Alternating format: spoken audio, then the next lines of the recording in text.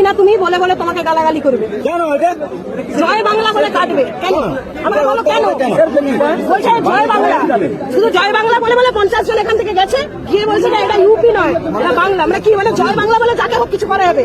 যতজন এখানে দাঁড়িয়ে আছে কেউ রাস্তায় এখানে ভালোভাবে বেরোতে পারে না, ইভেন গোটা টাউনে তাই অবস্থা, গোটা টাউনে তাই অবস্থা। তারপরে 100টা প্রায় 100টার মতো লোক মাথায় টুপি পরা ওখানে এসে একটা এখানে দাঁড়িয়েছে, তার আগে তাল পুকুরে মারপিট করে এসছে, মারপিট করে এসে ওখানে ছেলেটা দাঁড়িয়েছিল, ছেলেটাকে বলছে তুই কি হিন্দু বলে দেখো ওরকম মেরে তার অবস্থা খারাপ করে দিচ্ছে, নার্সিং হোমে ভর্তি করে দিচ্ছে। একটা জেঠুকে এখান থেকে ঠেলেছে এমন জেঠুটা পড়ে গেছে, এই দিকটা পুরো ফ্র্যাকচার হয়ে গেছে।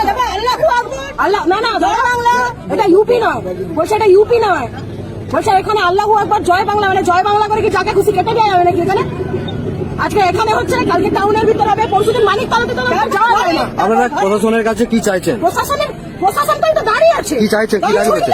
প্রশাসন কোনো কাজের নয় দাদা। এবার যা মনে হচ্ছে দেখে সবাইকে নিজের পরিবারের দায়িত্ব নিজের হাতে নিতে হবে, তাতে যদি জেল হয় হবে। বলছি আপনারা কাল